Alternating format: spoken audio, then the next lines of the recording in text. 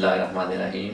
अस्सलाम वालेकुम। मैं हूं इमरान शहजाद और आप देख रहे हैं bright group LLC official YouTube channel. तो दोस्तों, जैसा कि आप सब हज़रात को पता है कि मैं अज़रबैजान बाकू के हवाले से ही मालूमाती वीडियो बनाता हूं।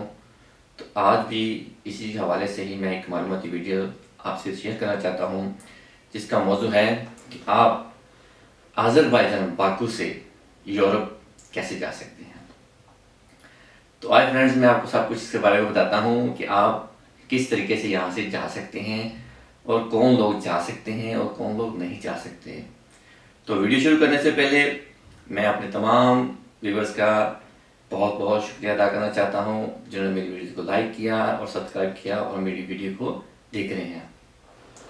तो दोस्तों, आपको बाकू अज़रबैजान के हवाले से ही मैं बताना चाहता हूँ कि आप जब बाकू अज़रबैजान में आते हैं, चाहे आप टूरिस्ट वीज़े पे आते हैं, चाहे आप बिजनेस वीज़े पे आते हैं, या आप स्टूडेंट वीज़े पे आते हैं, तो दोस्तों यहाँ से आपको यूरोप वीज़ा अप्लाई करने के लिए मिनिमम 6 मंथ की TRC चाहिए। अगर 6 मंथ से कम TRC आपके पास है तो आप यहाँ से यूरोप का वीज़ा अप्लाई नहीं कर सकते। अगर आपके पास 6 मंथ से ज़्यादा की TRC है तो आप यूरोप का किसी भी मुल्क में बहुत ही इजी वे है, यहाँ से आप लीगली अप्लाई कर सकते हैं। लेकिन यहाँ से सिर्फ आपको मैं एक छोटी बातें बताता चलूँ कि आप सिर्फ अप्लाई कर सकते हैं, ये नहीं कि आपको 100% श्योर आपको वीज़ा मिलेगा। क्योंकि बहुत से एजेंट्स आप दोस्तों को ये कहते हैं कि आप बाकू में चले जाएं, हम वहाँ से आपको बाहर के मुल्क बड़े ईजी वे से भेज देंगे। या तो वो कहते हैं कि आप सबसे पहले अपने मुल्क से निकलें, क्योंकि सबसे मुश्किल आपका मुल्क है। जब आप अपने मुल्क से दूसरे मुल्क में चले जाएंगे तो वहाँ से आपके लिए बहुत से वे ओपन हो जाते हैं, बहुत सी आसानियाँ आपके लिए पैदा हो जाती हैं। तो आप वो यहाँ से निकलें, चाहे वो अपने पाकिस्तान है या हमारे नेबर्स काउंट्रीज हैं। सभी एजेंट्स अपने सभी क्लाइंट्स को ऐसे ही कहते हैं कि आप यहाँ से निकलें, आप वहाँ जाके बड़ा ईजी वे है, आप जा सकते हैं। तो दोस्तों, अप्लाई करना बहुत ही आसान तरीका है और कौन लोग अप्लाई कर सकते हैं। सबसे पहले जो आपकी चीज़ देखी जाती है वो आपकी ट्रैवल हिस्ट्री देखी जाती है कि आपने दोस्तों किन मुल्कों में ट्रैवल किया हुआ है। यहाँ पे कुछ दोस्त इस तरह के आते हैं जिन्होंने सबसे पहले फर्स्ट मुल्क ही अज़रबैजान होता है और वो आके ही यूरोप का अप्लाई करते हैं, तो उनको वीज़ा रिजेक्ट करते हैं। इसके अलावा कुछ दोस्त ऐसे भी आते हैं जिनके पास 1-2 मुल्क के वीज़ा लगे होते हैं, जैसे तुर्की का वीज़ा हो गया, या उन्होंने दुबई में जॉब की होती है। इस तरह के कोई मुल्क होते हैं, तो वो लोग आते हैं और यहाँ से अप्लाई करना चाहते हैं। तो मैं आपको सबसे पहले ये बताना चाहता हूँ, अगर आपकी ट्रैवल हिस्ट्री अच्छी है तो देन आप यहाँ से किसी भी मुल्क में वीज़ा अप्लाई कर सकते हैं। लेकिन सबसे पहले जब आप अप्लाई करते हैं तो किस एम्बेसी में अप्लाई कर रहे हैं, कौन से मुल्क में आप जाना चाहते हैं, क्या क्या डॉक्यूमेंट्स आपको रिक्वायर्ड हो सकती हैं। यहाँ आने के बाद मैंने आपको सबसे पहले यही बताया कि मिनिमम आपके पास 6 महीने की TRC होनी चाहिए। 6 महीने से 1 साल की TRC होनी चाहिए। अगर तो आपके पास बिजनेस TRC है तो आपके चांसेस बहुत ज़्यादा हैं, क्योंकि आप ऑलरेडी इस मुल्क में टैक्स पेयर हैं, टैक्स पे कर रहे हैं, आपकी बैंक स्टेटमेंट भी अच्छी होगी है और आपको बहुत से चांसेस होते हैं कि वीज़ा देने के। लेकिन वो हजरात को भी श्योर नहीं है कि उनको वीज़ा 100% मिलेगा। यानी ये किसी भी मुल्क में आप एम्बेसी में अप्लाई करते हैं तो आपको ये श्योर नहीं है कि आपको 100% वीज़ा मिलेगा। बहुत से एजेंट्स यही कहते हैं कि हमारी एम्बेसी में बात है, हमारे अंदर बंदे बैठे हुए हैं और आपको डन बेस पे हम वीज़ा लगवा के देंगे।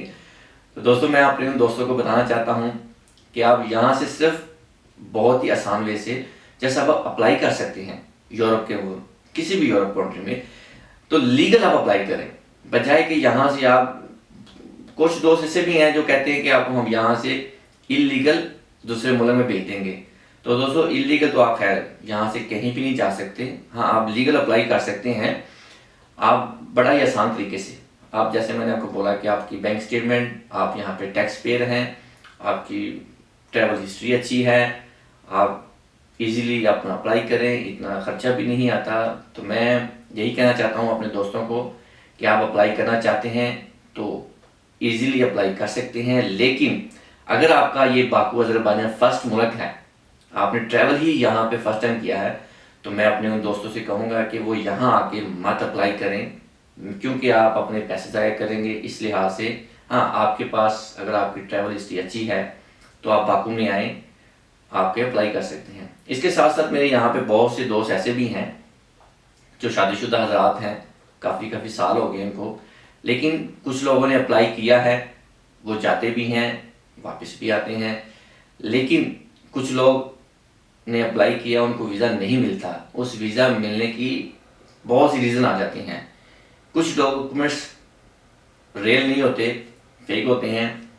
बहुत सी चीज़ें कुछ दोस्त फेक लगा देते हैं ताकि एम्बेसी आपकी जब फाइल को रीड करती है, सारे डॉक्यूमेंट चेक करती है, आया आप इतने साल से अज़रबैजान में हैं तो आप क्यों नहीं गए साथ वाले मुल्कों में, या आपके पड़ोसी मुल्क हैं, फॉर्मली जॉर्जिया ले लें, तुर्की ले लें, या ईरान लगा लें, या छोटे छोटे मुल्क आपके साथ लगते हैं, तो आपने इन मुल्कों को विज़िट नहीं किया तो आप डायरेक्टली बहुत बड़े यूरोप में, फ्रांस में जाना चाहते हैं, जर्मनी में अप्लाई करना चाहते हैं, तो वाई?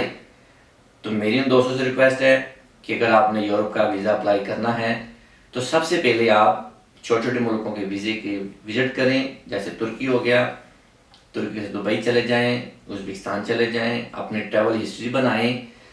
फ्रेंड, जब आप अपनी ट्रैवल हिस्ट्री बना लेते हैं तो देन आप आफ्टर जब यूरोप का वीज़ा अप्लाई करते हैं तो आपकी वो ट्रैवल हिस्ट्री पे की बेस पे आपको वीज़ा मिलता है कि ये बंदा ट्रैवलर है, ये अपने मुल्क से सिर्फ विज़िट करने जाता है, वहाँ पे 1 हफ्ता 10 दिन विज़िट करता है और वापस आ जाता है। सबसे दोस्तों यही चीज़ आपकी जो है ना वो पावरफुल होती है और यही चीज़ आपकी देखी जाती है। तो बाकू में और हमारे अपने मुल्क में क्या डिफरेंट है अप्लाई करने का, क्योंकि हमारा मुल्क पाकिस्तान बहुत बड़ा मुल्क है। अगर हम वहाँ से अपने यूरोप के लिए वीज़े के लिए अप्लाई करते हैं तो हमारी बारी में भी 3 माह बाद आती है या 4 माह बाद आती है, क्योंकि एम्बेसीज कम है, मुल्क बहुत बड़ा है। तो दोस्तों यहाँ पे जैसे जब आप अप्लाई करते हैं तो आपकी विद इन 1 वीक 3 डेज में भी आपकी अप्रूवल आ जाती है कि आपने जहाँ पे डॉक्यूमेंट सबमिट करें।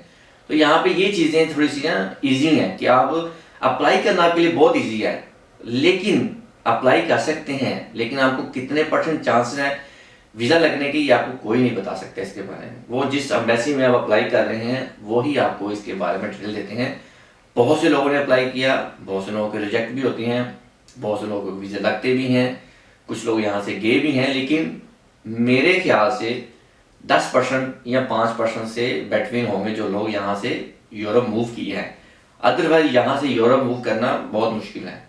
जब आप यूरोप का मूव नहीं कर सकते तो लोग यहाँ से तुर्की का वीज़ा लेते हैं या वो साथ वाले किसी दूसरे मुल्क का वीज़ा लेते हैं, फिर जहाँ से वीज़ा लेके वहाँ रहते हैं, वहाँ से फिर जाने के लिए ट्राई करते हैं इलीगल। तो मैं अपने दोस्तों को यही कहना चाहूँगा कि आप अपने माँ बाप का, अपने भाइयों का, अपने रिश्तेदारों को, अपने अजीज़ों को इस प्रॉब्लम में मत डालें कि आप इलीगल किसी भी मुल्क में मत इंटर हो। तो दोस्तों ये ज़िंदगी एक बार ही मिलती है, ये बार बार नहीं मिलती। आप रिस्क लेते हैं, बहुत से एजेंट आपको कहते हैं कि आप इलीगल यहाँ से चले जाएं, कुछ भी नहीं होता, आपको कुछ भी नहीं होता, बहुत सी दुनिया जाती है। लेकिन मैं अपने उन तमाम दोस्तों को, उन यंग जनरेशन को कहना चाहता हूँ कि आप इलीगल कहीं भी मत जाएं। आपने जाना है तो आप लीगल तरीके से लीगल वे अपनाएं। किसी भी मुल्क में जहाँ चाहते हैं किसी भी मुल्क से भी आप जा सकते हैं, लेकिन जहाँ भी जाएं तो फ्रेंड्स आप अपने सबसे पहले अपने उस मुल्क के डॉक्यूमेंट्स को पूरा करें। जब आपकी डॉक्यूमेंटेशन पूरी हो जाती है आफ्टर वहाँ से आप किसी मुल्क में अप्लाई करें। अदरवाइज आप इलीगल दोस्तों कहीं का भी ना सोचें, यही मैं आप सब दोस्तों को कहना चाहता हूँ। तो बात वही आ गई बाकू अज़रबैजान से। ईजी है, अप्लाई करना ईजी है, लेकिन यहाँ से वीज़ा लगना ये कितने % है, ये तकरीबन अगर आपकी फ़ाइल पे चेक होता है कि आपकी फ़ाइल में क्या आप प्रोसेस आपने दिखाए हैं, आपकी TRC कैसी है, आप यहाँ पे बिजनेसमैन हैं या आप स्टूडेंट हैं। अगर आप स्टूडेंट्स हैं तो आपकी यूनिवर्सिटी अगर आपको इसकी अप्रूवल देती है ये मुल्क छोड़ के दूसरे मुल्क जाने के लिए कि नहीं। कुछ यूनिवर्सिटी ऐसी होती हैं कि दोस्तों वो अप्रूवल नहीं देती कि आप अभी स्टडी कर रहे हैं तो आप अभी यहाँ से नहीं जा सकते। तो कुछ फ्रेंड्स क्या करते हैं, उनको बताते हैं कि हम आपकी ले लेंगे, ये यूनिवर्सिटी से अप्रूवल ले लेंगे। वो कैसे लेते हैं, वो फेक अप्रूवल लगा के उनका अप्लाई कर देते हैं। तो जैसे ही वो अप्लाई करते हैं तो दोस्तों उनकी रिजेक्शन आ जाती है। बहुत से दोस्तों के साथ ऐसा हुआ है। तो मेरी अपने तमाम उन दोस्तों से रिक्वेस्ट है कि आप अपने अगर बाकू में आना है और आके यहाँ से अप्लाई करना है तो सबसे पहले आप देखें कि आपके पास कितने पैसे हैं, आप यहाँ पे आके इतना अफोर्ड कर सकते हैं। यानी कहने का मकसद है कि आप किसी एजेंट को पैसे मत दें, इसके लिए आप खुद भी अप्लाई कर सकते हैं। बहुत ही आसान वे है। जो यहाँ पे स्टूडेंट बैठे हुए हैं, जो यहाँ पे बिजनेस कर रहे हैं, माशाल्लाह वो खुद भी अप्लाई कर सकते हैं। इसमें बहुत इजी वे है, कोई इतना मुश्किल नहीं है।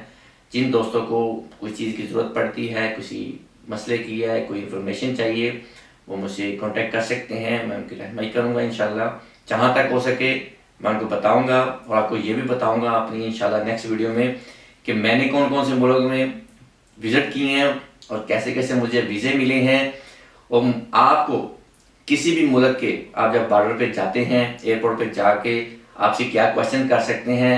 मैं जापान भी गया हूँ दोस्तों, जर्मनी भी गया हूँ, सारी जगह पे गया हूँ, लेकिन मैं आपको इसकी डिटेल बताऊंगा कि आप उस मुल्क में जाके क्या क्या क्वेश्चन हो सकते हैं। जापान के बारे में बताऊंगा इंशाल्लाह, आपको यूरोप के तमाम टोटल यूरोप एयरपोर्ट्स के बारे में बताऊंगा कि आपके साथ क्या क्या क्वेश्चन हो सकते हैं और आप किस तरीके से ईजी वहाँ पे जा सकते हैं। तो दोस्तों मेरी नेक्स्ट वीडियो का इंतज़ार कीजिएगा।